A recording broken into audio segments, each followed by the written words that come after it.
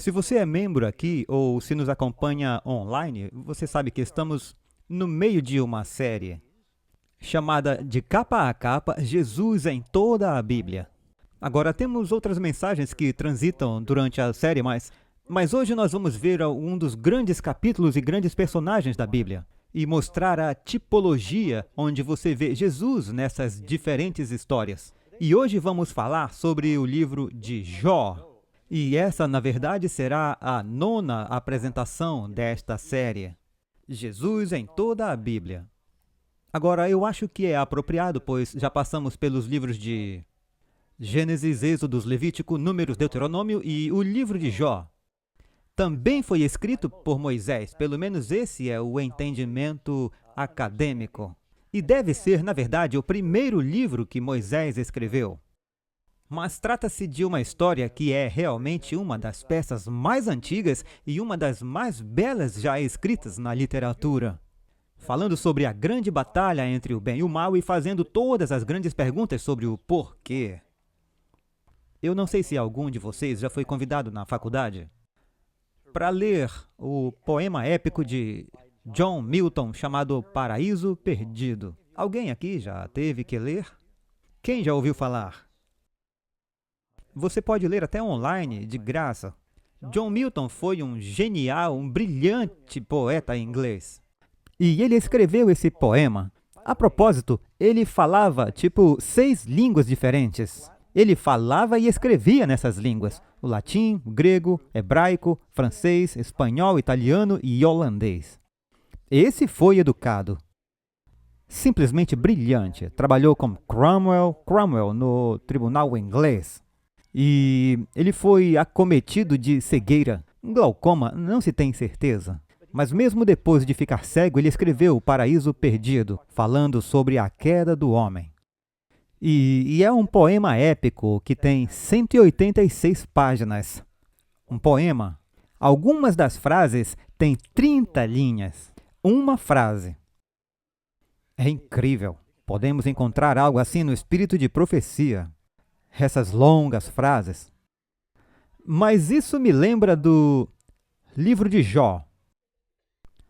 Muitos grandes estudiosos no mundo, grandes gigantes literários, acham que o livro de Jó pode ser o poema mais bonito e a mais bela peça da literatura já escrita. E alguns estudiosos acreditam que é a mais antiga peça da literatura. Vemos pessoas como Victor Hugo, Daniel Webster e outros. Eles dizem que se tivessem apenas um livro, seria o livro de Jó. Eu acho que a maioria de nós ia querer o Evangelho de João. Mas quanto mais você estuda o livro de Jó, você percebe que ele realmente nos ajuda a entender a grande controvérsia. É um livro maravilhoso. Antes de tudo, Jó era uma pessoa real. Algumas pessoas pensam que como essas coisas realmente aconteceram? Se perguntam se não é uma fábula ou uma alegoria. Mas a Bíblia é bem clara, Jó realmente viveu. Basta olhar para ver um pouco da experiência de Jó aqui. Veja, por exemplo, Ezequiel 14:14. Aqui o profeta diz, ainda que estivessem no meio delas estes 3 homens, Noé, Daniel e Jó, eles, pela sua justiça, livrariam apenas as suas almas. Aqui o profeta faz a referência a Noé, e Noé existiu de verdade?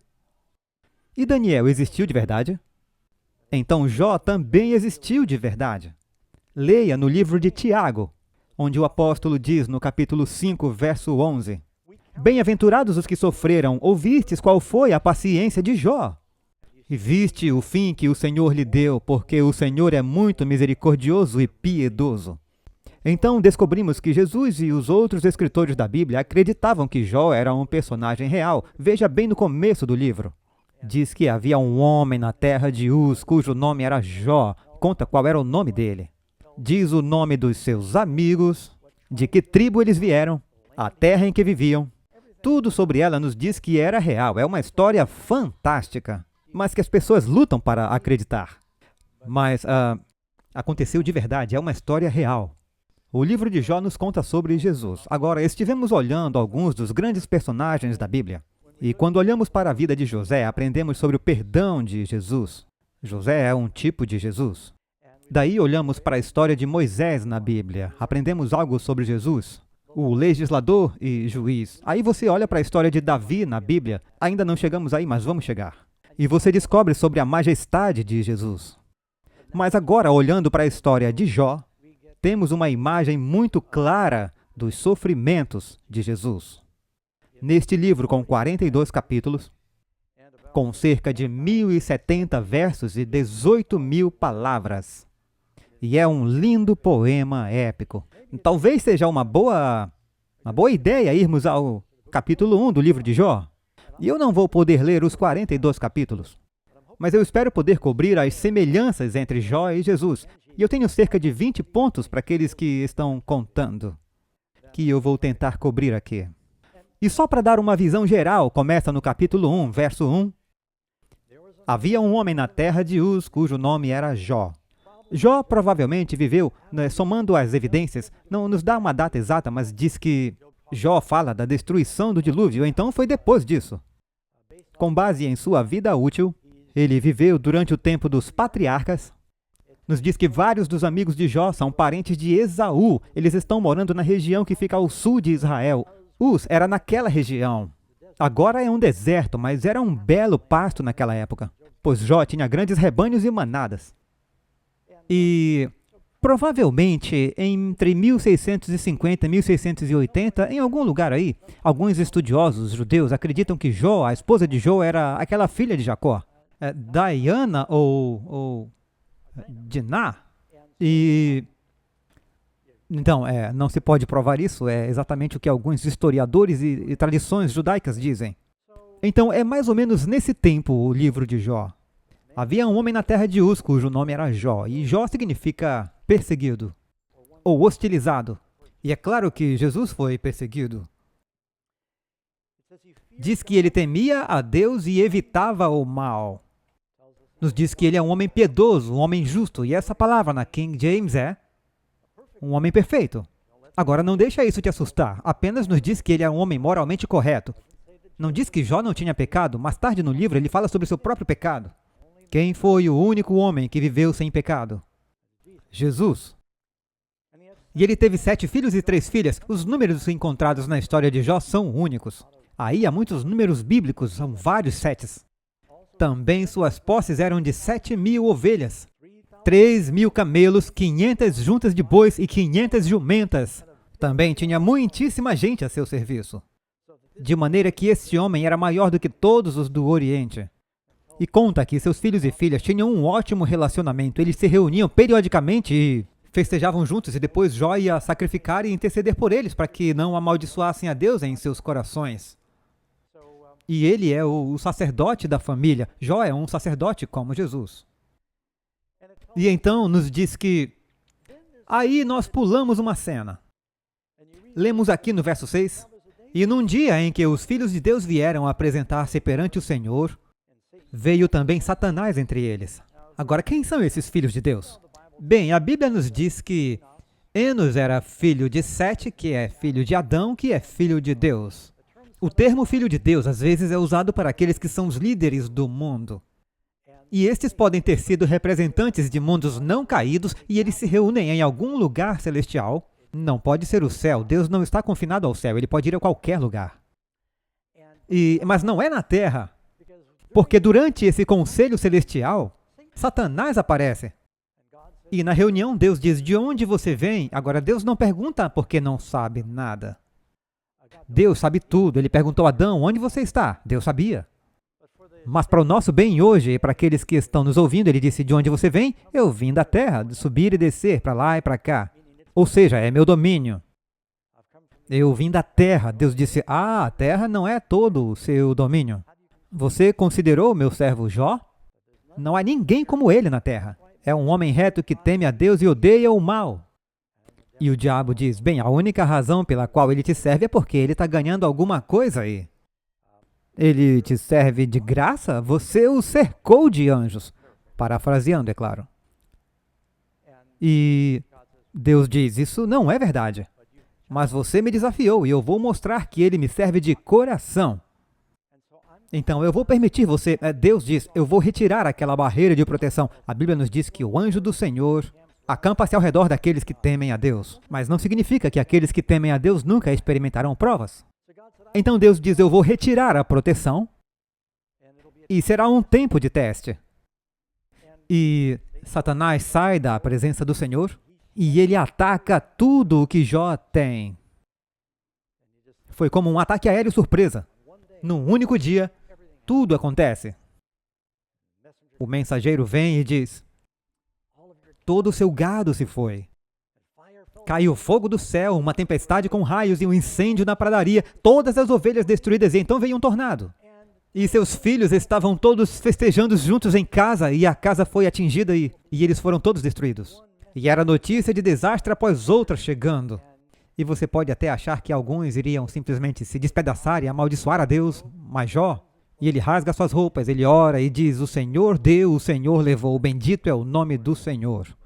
E a Bíblia diz: em tudo isso Jó não pecou, ou estupidamente amaldiçoou a Deus. Então tem outra reunião do conselho. Não sabemos quanto tempo Jó ficou desprovido de tudo, exceto de sua esposa, veremos depois. E outro encontro celestial. Satanás de novo ali. E Deus diz: você considerou o meu servo Jó? Não há ninguém como ele. Teme a mim e odeia o mal. Mesmo que você tenha me provocado a retirar minha proteção.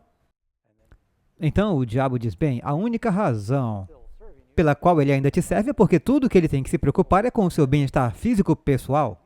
Mas se você retirar sua proteção, se você atingi-lo na carne, se ele sofrer fisicamente, ele vai te amaldiçoar na tua cara. E Deus diz: ok, eu vou lhe dar esse desafio também. Pode ir, mas não tire a vida dele.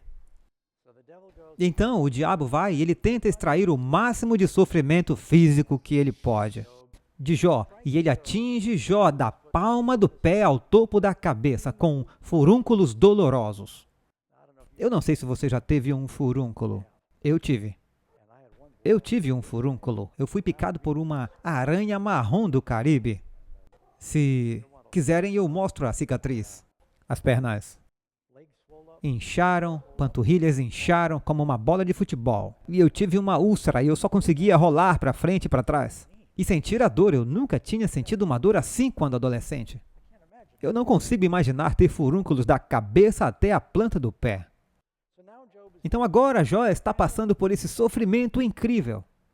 Ele está sofrendo de dor física, ele está sofrendo de dor emocional, ele está perdendo tudo, ele está desamparado, ele tem perda financeira. Jó sofre de uma forma que ninguém jamais sofreu. Qualquer coisa que você já experimentou, você olha para Jó e diz: ele me entende. E essa é uma razão porque ele é um tipo de Jesus. Jesus entende o que nós passamos. Agora, esta é uma imagem de quando Jó está sofrendo. Seus amigos vêm visitá-lo. E ele nomeia seus amigos. Ele fala sobre Elifaz. Elifaz, na verdade, era um dos filhos de Esaú, se é que é o mesmo. Ele era temanita. E Elifaz tinha um filho chamado Temã. Eles nomearam a área de onde eram de Temã. Depois temos Bildade, ou Suíta, e ele nomeia seus 3 amigos. E eles vêm para confortá-los, eles se sentam e eles não o reconhecem. Eles nem mesmo... Ele está tão mal que eles dizem: eu não me lembro desse homem. Eu lembro de ir ao hospital visitar um dos nossos membros, que sofria de herpes zoster. E fazia um tempinho que eu não o via. Eu fui vê-lo e ele tinha 101 anos. E ele teve herpes zoster. Até eu entrar, ele estava muito lúcido e... eu entrei no quarto, eu olhei para o homem, eu voltei para fora e eu disse: não, esse é o quarto errado. Eles disseram: não, é esse quarto mesmo. E eu fiquei com vergonha. Eu pensei: você tem certeza? Não parece nada com ele. Eu subi, peguei a mão dele e disse a ele quem eu era, e ele apertou minha mão e disse: Pastor Doug, por que Deus não me deixa morrer? Estava sofrendo muito. Mas eles não o reconheceram. Então, ponto número 1. O quanto Jó era parecido com Jesus. A Bíblia diz que ele era perfeito e correto. Novamente, não está dizendo que ele era sem pecado. Mas o que um ser humano pode ser perfeito? Jó era uma pessoa piedosa, moralmente correta. Um homem reto que temia a Deus e odiava o mal. A Bíblia diz em Provérbios 8:13, teme ao Senhor, temer ao Senhor é odiar o mal. Acho que disse isso semanas atrás. Um bom jardineiro não só ama as flores, mas ele odeia as ervas daninhas. Caminhando no meu quintal, se eu vir uma erva daninha, eu paro e arranco. Na verdade, às vezes eu apareço aqui no sábado e tenho que resistir à tentação. Eu vejo uma erva daninha e... Ah, não, hoje é sábado. Eu volto para te buscar mais tarde. Mas eu quero arrancar ervas daninhas. Então, ele é um homem perfeito. A Bíblia diz que Jesus não cometeu pecado. Nem o engano foi encontrado em sua boca. Jó é santo. Deus nos chama à santidade. Jesus era santo. E mesmo depois dessa primeira rodada de tentações, Deus declara Jó 1, versículo 22, em tudo isso Jó não pecou e nem culpou Deus tolamente.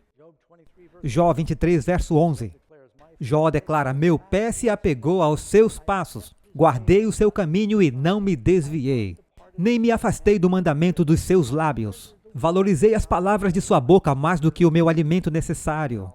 Agora, eu não acredito em perfeccionismo, mas o que quer que Jó tenha sido, você e eu podemos ser.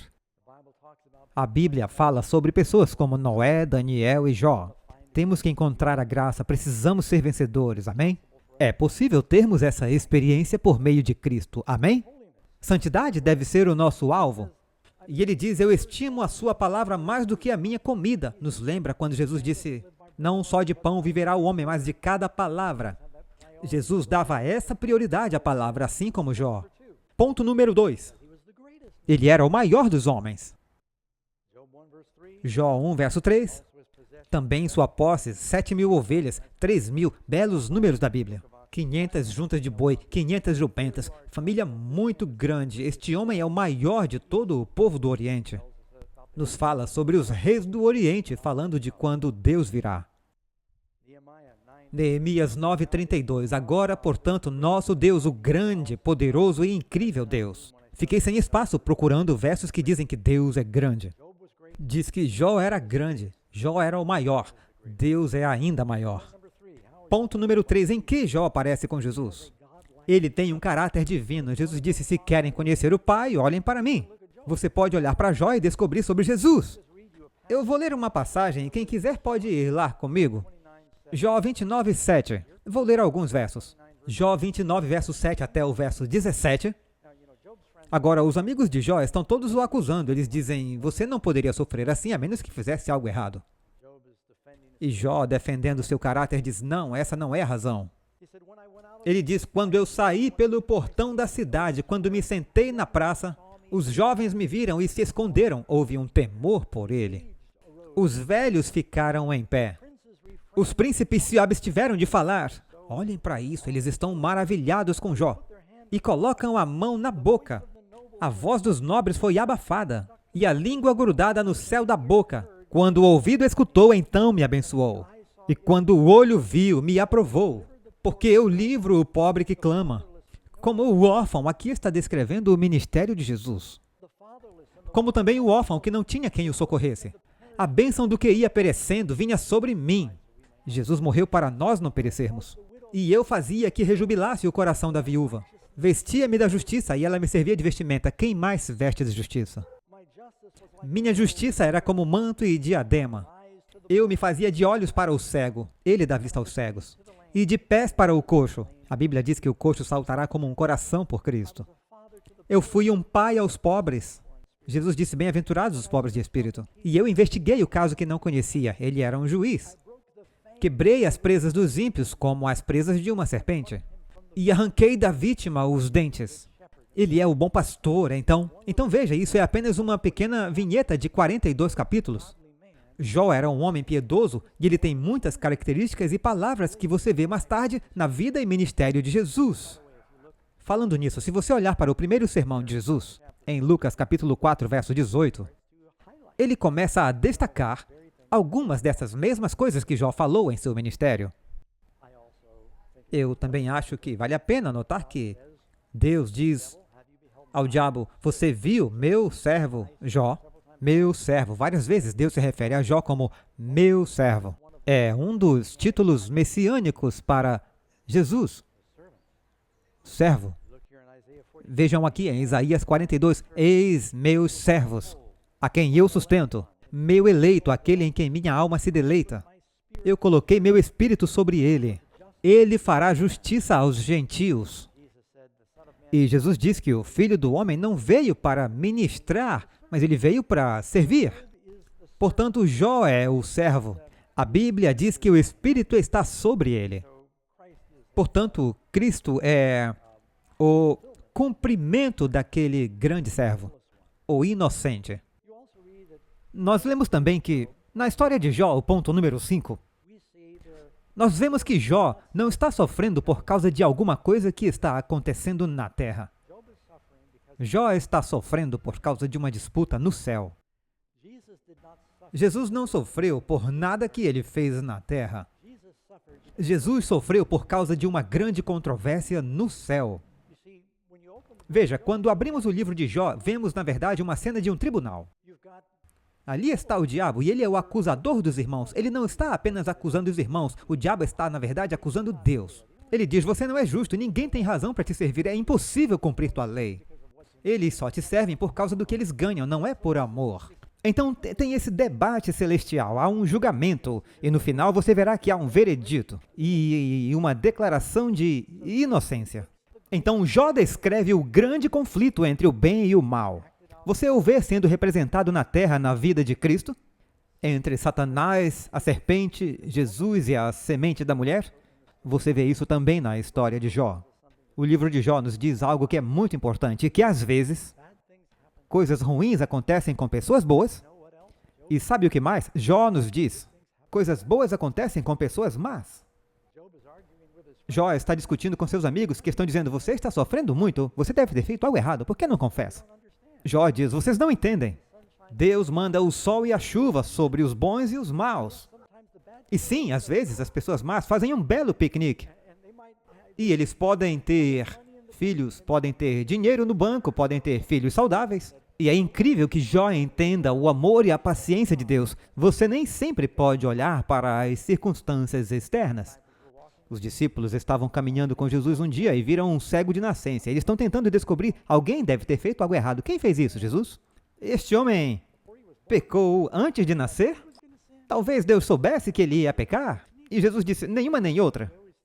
Às vezes pensamos que algo ruim acontece. A Bíblia também nos diz que o tempo e o acaso acontecem com todos. Estamos sempre tentando descobrir. É porque o diabo está nesse mundo. Às vezes coisas acontecem. Então ele é chamado de servo. Há uma grande controvérsia. E vemos que o diabo liberou toda a fúria de Hades sobre Jesus. Vemos na história de Jó que o diabo liberou toda a sua fúria sobre Jó. Ele está fazendo tudo o que pode para fazer Jó pecar. Qual era o principal objetivo do diabo com Jesus? Levá-lo a pecar. Se ele pudesse fazer Jesus pecar, não há esperança para nós. E é o que está acontecendo, ele está tentando levá-lo a pecar. A propósito, Cristo disse, eu sempre penso nessa afirmação, onde os olhos do Senhor correm por toda a terra para se mostrar poderoso em nome daqueles cujo coração é leal a Ele. Deus disse, quem não se envergonhar de mim nesta geração má e adulta, não terei vergonha dele, mas confessarei seu nome diante de meu Pai e dos anjos no céu. Então Deus está dizendo que se o confessarmos, se o defendermos, se testemunharmos, se o compartilharmos, Deus vai se gabar de nós para os seres celestiais. Uma cena celestial, os filhos de Deus ali, até mesmo o diabo está ali. Deus diz, você viu meu servo Jó? Deus faz mesmo isso. E quando falhamos, quando cedemos, então o diabo, ele se gaba de nós. E ele diz, olha, eles caíram, eles não são seus, como o diabo apontando para as vestes sujas de Zacarias, o sumo sacerdote. Ele é o acusador dos irmãos. Então, toda vez que você é tentado, você está dando a alguém uma chance para torcer por você e outra para enforcar sua cabeça. Você tem que querer que Deus se alegre com suas vitórias, amém? A Bíblia diz que o que acontece aqui na Terra é um teatro para o universo. Somos um espetáculo. Os anjos bons estão olhando o que acontece aqui na Terra. Eles estão torcendo por nós. Os anjos maus, não. Então, essa é uma grande controvérsia. Ok, ponto 6. Na história de Jó, se temos algo para ver, será os sofrimentos de Jó e do nosso Salvador. Amém?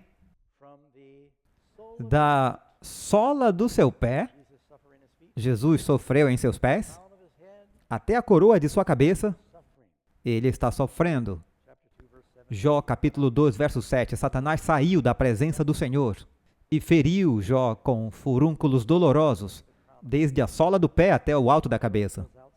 E Jó sai da cidade. A propósito, onde Jesus sofre, ele sai da cidade para se raspar pelo lixão. Os lixões sempre ficaram fora da cidade. Hebreus 13:12. Portanto, Jesus também, para santificar o povo com seu próprio sangue, sofreu fora dos portões. No Getsêmane, Jesus enfrenta uma luta colossal, em que ele diz: Senhor, eu não quero suportar essa separação de ti. Esse abandono.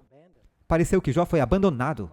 Jesus lutou tanto que ele transpira sangue. Então não há apenas sofrimento físico, há uma angústia mental interna e agonia, que eu e você nunca entenderemos. Mesmo no céu nunca vamos compreender. Como Jesus poderia ter os pecados de toda a raça humana reunidos ao mesmo tempo?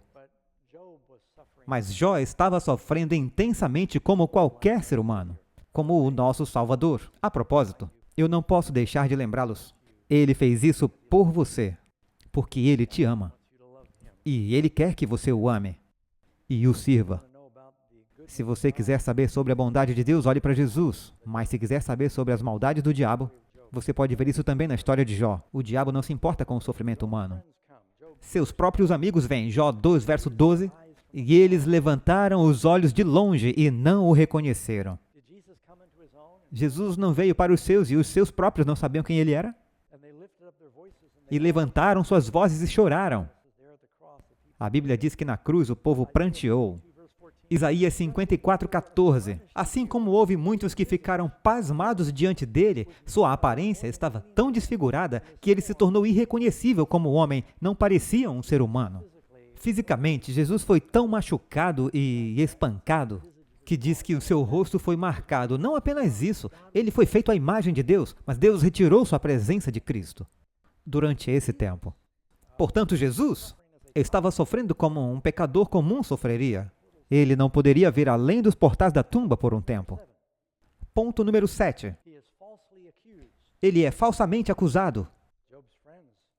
Os amigos de Jó estão dizendo a ele, isso é Jó 22, verso 5, porventura não é grande a tua malícia e sem termos as tuas iniquidades? Com amigos assim, quem precisa de inimigos, certo? Ele já está sofrendo, supostamente eles deveriam confortá-lo, e ao invés de confortá-lo, eles o acusam e dizem, apesar do boato de que você é um homem bom e piedoso, se você está sofrendo assim, o que você fez? Deus não pune ninguém assim, e digamos que deve ser algo terrível. Tem algo escondido aí. Você é um serial killer? O que você fez? E ele então está sendo falsamente acusado. Ele diz, não há nada disso. Jesus foi falsamente acusado. Os principais sacerdotes e os anciãos e os conselhos procuraram encontrar testemunho contra ele para condená-lo à morte. Não encontraram um. Embora muitas falsas testemunhas se apresentassem, eles não encontraram. Finalmente encontraram 2 falsas testemunhas, que vieram adiante e disseram, este homem disse, eu posso destruir o templo e reconstruí-lo em 3 dias. Acusaram Jesus de conspirar para destruir o templo. Acusaram-no perante Pilatos de rebelião, dizendo que ele era rei. Ele foi falsamente acusado de muitas coisas, por seu próprio povo. E aqui Jó por seus próprios amigos. E conectado a esse ponto, número 8, ele foi abandonado por amigos e familiares. Mateus 26, verso 56. Mas tudo isso foi feito para que as Escrituras e os profetas pudessem ser cumpridos. Então todos os discípulos o abandonaram e fugiram. Jesus disse, Pedro, Tiago, João, meus amigos. Jó não tinha 3 amigos? Vocês podem orar comigo? Eles adormeceram. Daí eles o deixam e então Pedro o nega publicamente. Eu nem o conheço. Sobre o resto da família de Jesus, João 7, verso 5, nem mesmo seus irmãos acreditavam nele. Agora, no final, os amigos de Jó aparecem. E finalmente os amigos de Jesus, os apóstolos e sua família apareceram. Semelhante à história de Jó, mas houve um período aí que foi muito difícil, e é claro, Jesus foi traído por um de seus amigos. Vejam isso em Jó, capítulo 6, verso 27. Mas antes lançais sortes sobre o órfão e cavais uma cova para o amigo. Não lançaram sorte na cruz? Judas não vendeu um amigo? Ele diz até meu amigo familiar que partiu o pão comigo, levantou o calcanhar contra mim. Essa linguagem está no livro de Jó, esse livro antigo. Nos ajuda a ver sombras de Cristo através dele, nesse grande conflito. Jó 19, verso 13. Ele removeu meus irmãos de mim e meus conhecidos estão completamente afastados de mim. Meus parentes falharam e meus amigos íntimos me esqueceram. Agora, quando algum maluco estranho na rua me xinga, é meio problemático, mas eu vou para casa e isso não me incomoda, porque eu percebo que é um problema com eles. Mas quando é um amigo, quando você ouve sobre um amigo falando mal de você, ou nega você, ou trai você, especialmente quando você precisa, isso sim machuca. Foi isso com Jesus. Foi isso que aconteceu com Jó. Esses 3 personagens que ele menciona eram ótimas pessoas. Número 9, diz que Jó experimentou golpes e cuspidas. Jó 17, verso 6. Mas ele me fez um provérbio das pessoas. Significa que falam seu nome irreverentemente. E eu me tornei aquele em cujo rosto os homens cospem. Eles me abominam e fogem para longe de mim, e no meu rosto não se privam de cuspir. Agora, eu não sei se alguém já cuspiu na sua cara. Não precisa levantar a mão. Mas eu tive uma experiência quando eu era criança.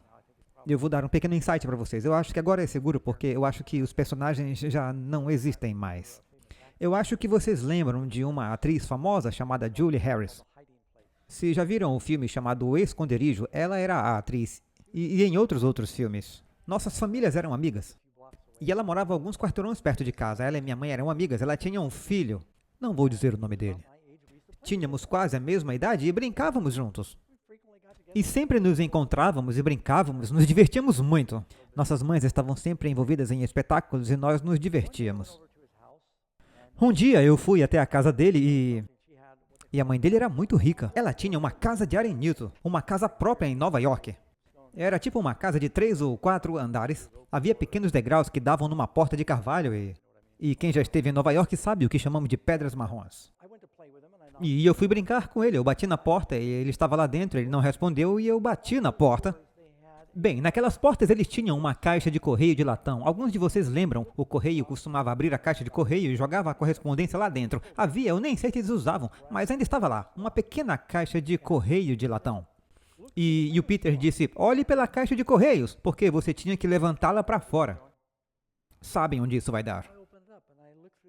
Então eu abro e olho pela caixa de correio e ele cospe na minha cara.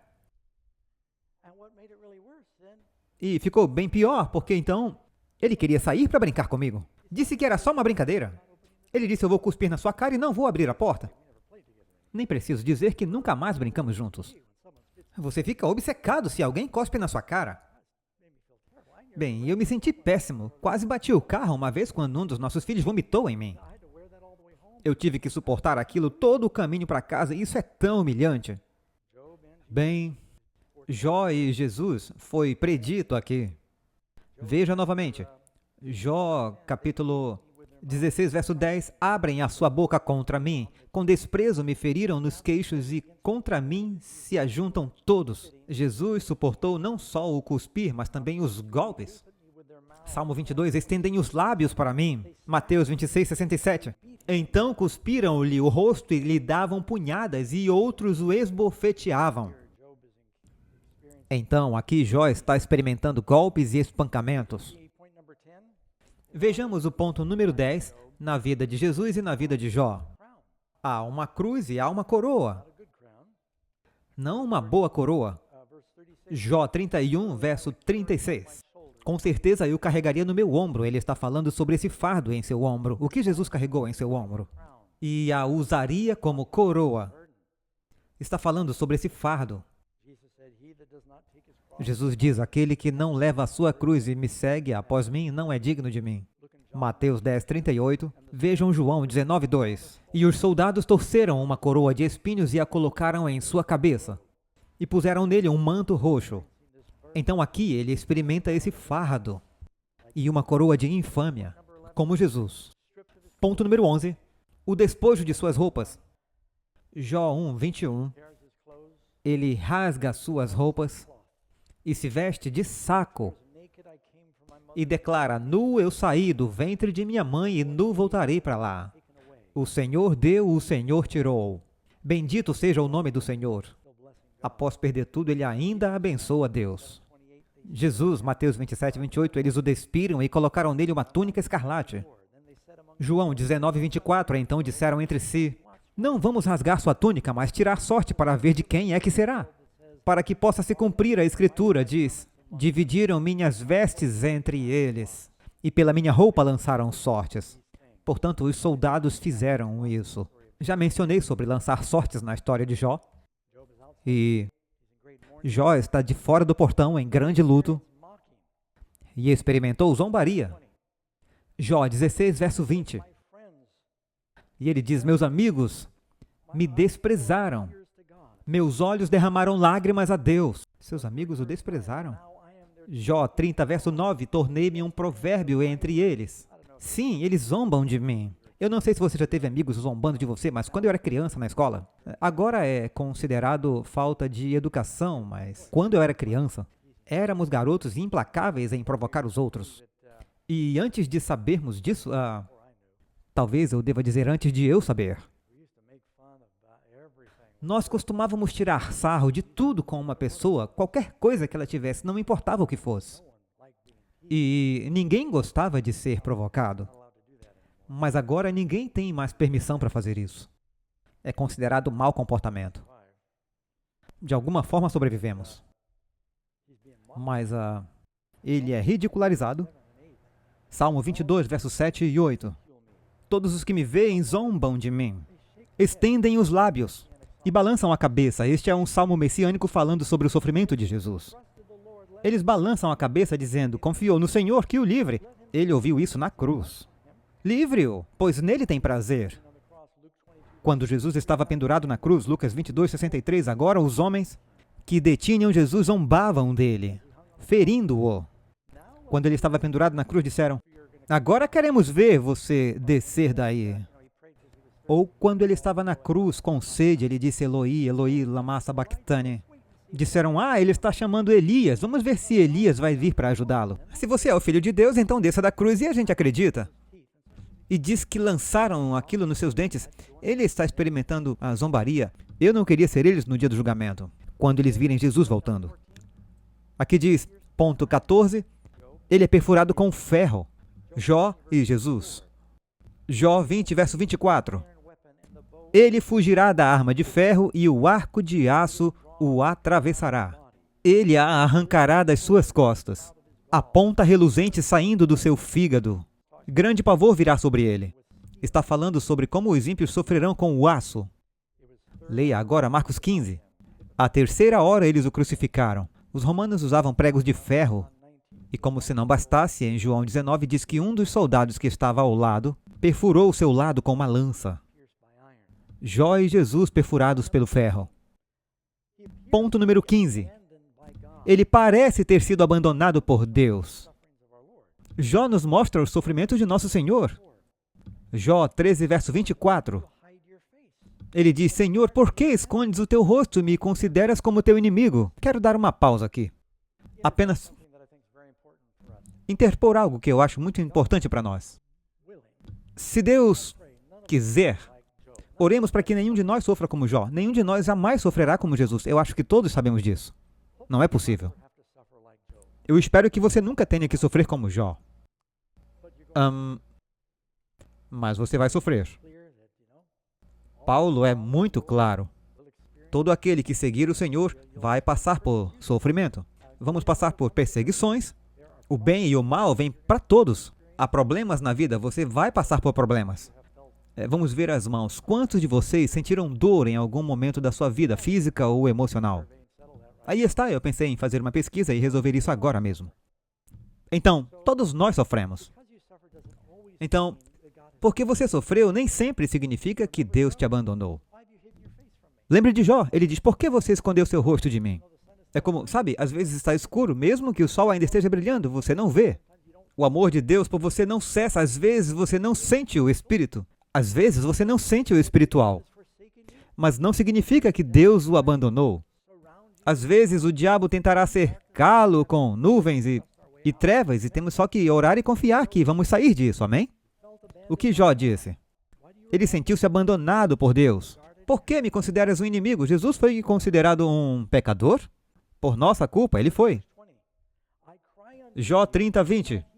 Eu clamo a ti, mas tu não ouves. Eu permaneço, mas tu não me olhas. Então, ele se sente abandonado. Jesus, na cruz, qual foi aquela declaração épica que ele fez? Quando ele diz, Eloi, Eloi, lama sabachthani, ele está dizendo, meu Deus, por que me abandonaste? É o primeiro verso do Salmo 22. Agora, eu não acredito que Jesus acreditou que ele foi abandonado. Jesus nunca perdeu a fé. Eu acho que Jesus citou esse salmo, porque é sobre o salmo que fala sobre eles dividindo suas vestes e perfurando suas mãos e pés. E é um salmo messiânico que deveria chamar a atenção dos espectadores de que ele é o cumprimento disso. Basicamente, é uma pergunta retórica. Ele diz, por que eu fui abandonado por Deus? A resposta é para você. Entende o que estou dizendo? Por que me abandonaste? Jó 16, verso 11. Deus me fez cair nas mãos dos ímpios e atirou-me nas garras dos maus. Agora, quando na história de Jó ele é entregue aos ímpios? Nessa declaração, ele está falando sobre Cristo. Cristo foi entregue aos ímpios. Jesus disse aos discípulos, eu estou indo para Jerusalém, serei colocado nas mãos dos pecadores, serei entregue aos gentios, serei crucificado e ressurgirei no terceiro dia. Usa a mesma linguagem. João 19, verso 16. Depois ele o entregou para ser crucificado. Isso fala sobre o que Pilatos fez. Certo, seguindo adiante, ponto 16.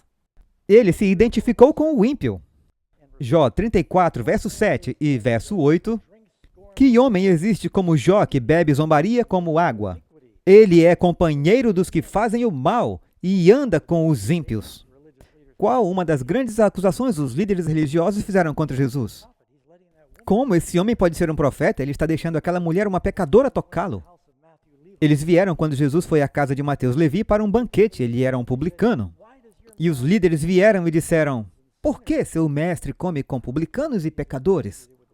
Que bom que Jesus é associado aos ímpios, ou não haveria esperança para você e para mim, certo? Cristo veio salvar pecadores. E isso é o que diz sobre Jó. Diz que ele se associa com os ímpios. Isaías 53, verso 9, falando de Jesus. E eles fizeram sua sepultura com os ímpios. Ele está enterrado.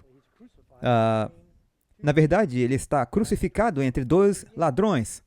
Mateus 27, 38. Então, 2 ladrões foram crucificados com ele, um à direita e outro à esquerda. Jesus morreu identificando-se com os ímpios, cercado por pecadores. Ponto número 17. Ele abriu mão da glória e de uma coroa. E quanto a Jó? Jó 19, verso 9. Ele me despojou da minha glória e tirou a coroa da minha cabeça. Acabou com uma coroa de sofrimento. Sua coroa de glória foi tirada. O que Jesus fez quando veio ao nosso mundo? Ele não deixou de lado a sua coroa de glória? Não veio dos portais do céu? Lemos aqui em Hebreus 2, verso 9. Mas nós vemos Jesus, que é feito um pouco menos que os anjos pelo sofrimento da morte, coroado de glória e honra. Ele, pela graça de Cristo, pode provar a morte por todos. Jesus, que deixou aquela coroa de glória e honra, ele a recebeu de volta no final, mas experimentou o sofrimento que nós merecemos. Algo mais que vemos sobre Jó e Jesus? Ambos passaram por uma grande escuridão. Jó 10, verso 21.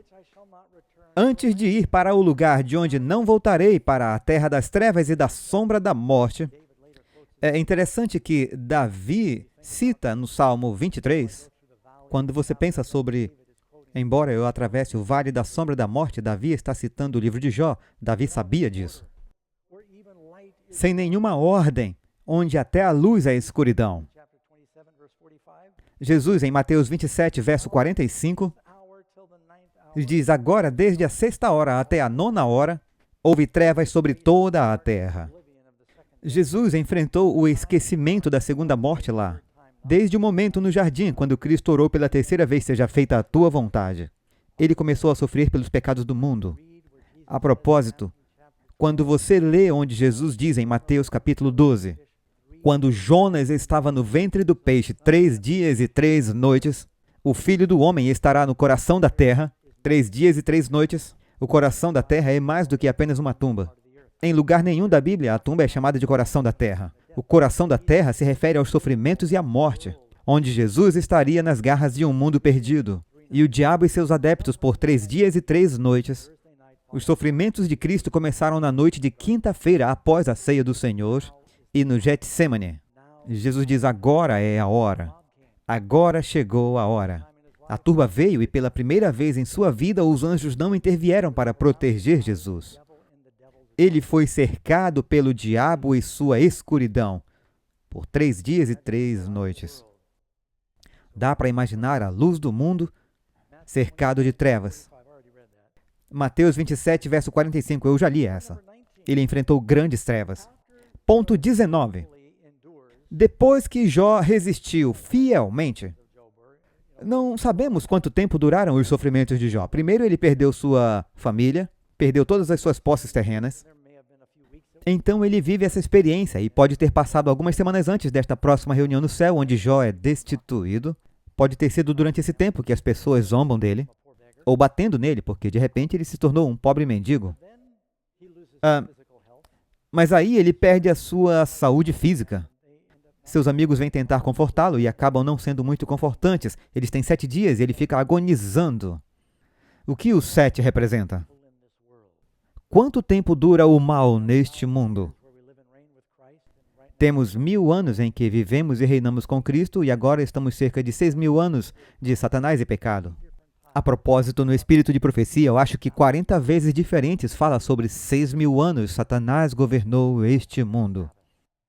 Aí temos um sábado de 1000 anos. É interessante que haja esse 7 na história deste mundo sofrendo as consequências do pecado. E há 7 dias em que Jó se senta e sofre em agonia com seus amigos quando eles vêm. Mas neste livro, seus amigos têm muito tempo discussando. Basicamente, eles estão dizendo, você deve ter feito algo errado. E Jó se defende daí. Então chegamos ao capítulo 32 e um quarto indivíduo estranho, Eliú, aparece. Do nada. Esse jovem.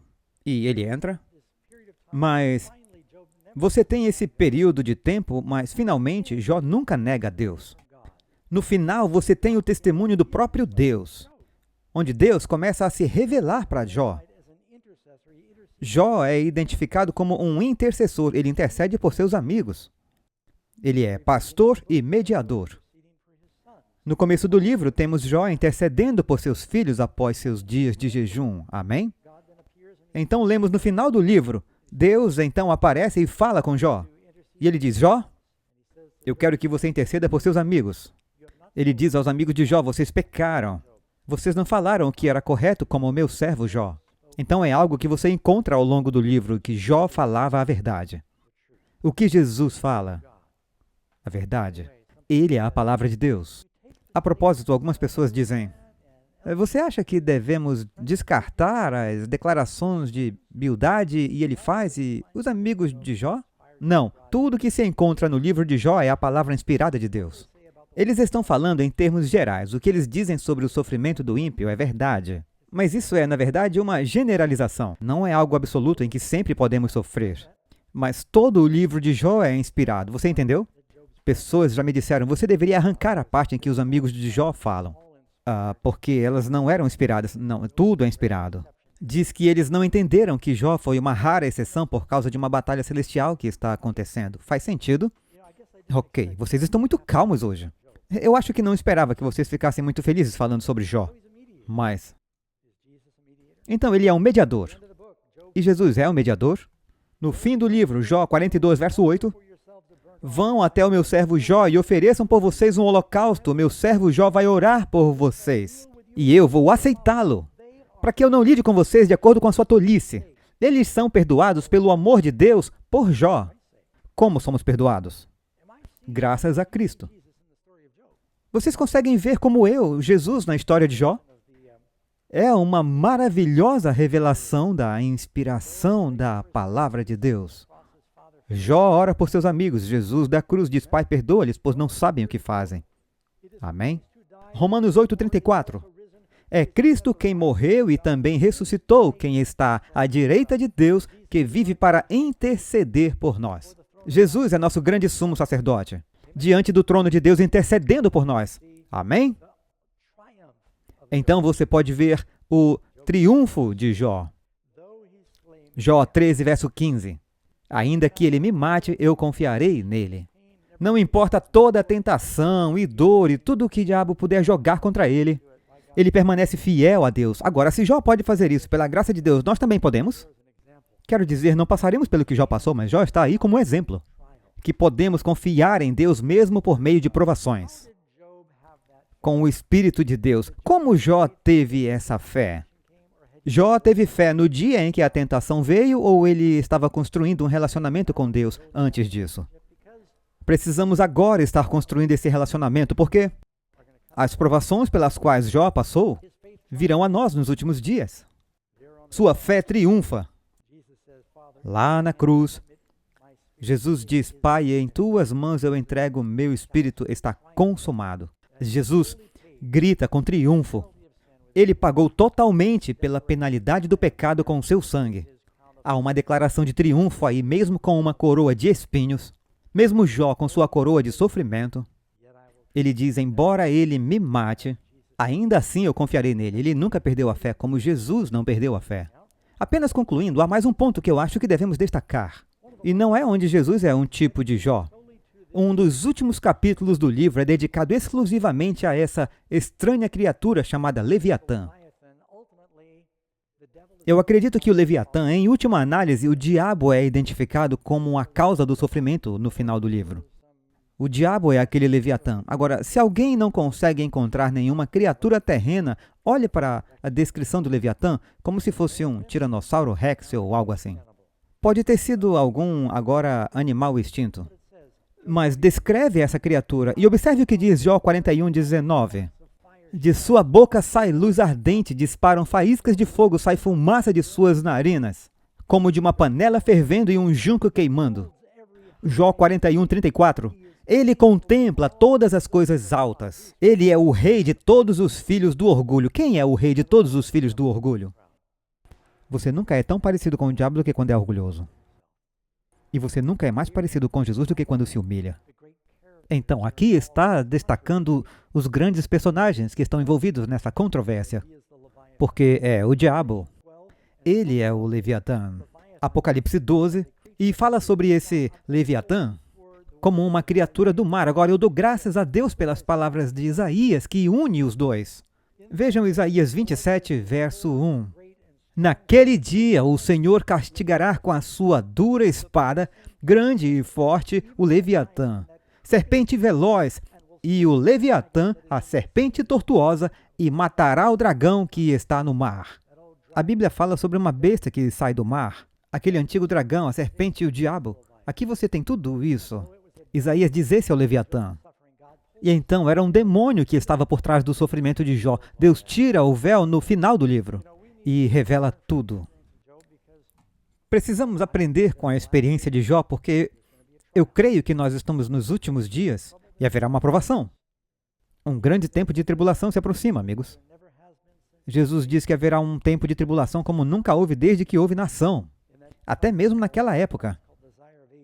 Naquele clássico desejado de todas as nações, na página 121, no último grande conflito na controvérsia com Satanás, aqueles que são leais a Deus verão todo o apoio terreno cortado, porque se recusam a quebrar sua lei e em obediência aos poderes terrenos, eles serão proibidos de comprar ou vender. Estamos vendo que nos últimos dias o diabo vai tentar descarregar sua fúria. O dragão está irado com a mulher e ele vai fazer guerra contra a mulher. E a semente da mulher que guarda os mandamentos de Deus e tem o testemunho de Jesus. Então eu estou feliz pelo livro de Jó, porque nos diz que, embora Deus possa parecer que ele nos abandonou ou que fomos abandonados, se mantivermos nossa integridade, como Jó o fez e dissermos, Senhor, ainda que tu me mates, eu ainda confiarei em ti. Lembro de ter ido visitar outro membro do hospital, me perguntando por que ela sofria tanto. Ela disse, pastor, tudo o que eu posso fazer é continuar dizendo, eu vou continuar confiando em Jesus. É tudo que ela conseguia dizer. E é isso que precisamos fazer, amigos. Embora estejamos passando por provações, Deus se importa. eu não posso parar essa mensagem sem lembrá-los que então Deus abençoou a Jó. É um final feliz. A Bíblia diz que Jó é duplamente abençoado no final. Jesus foi do túmulo aos portais da glória, para o paraíso. E será um final feliz para o povo de Deus. E nos diz que no final Jó é abençoado 2 vezes mais do que antes. O que Deus tem para você no final é muito mais do que qualquer coisa. E Paulo diz que, embora possamos passar por sofrimentos aqui neste mundo, não é digno de ser comparado ao que Deus tem preparado para aqueles que o amam. Amém? Mas se você está passando por provações agora, não se desespere. Deus é bom. Ele te ama. Ele sabe, Ele se importa. Ele não vai te abandonar. Apenas permaneça fiel e você estará naquele reino.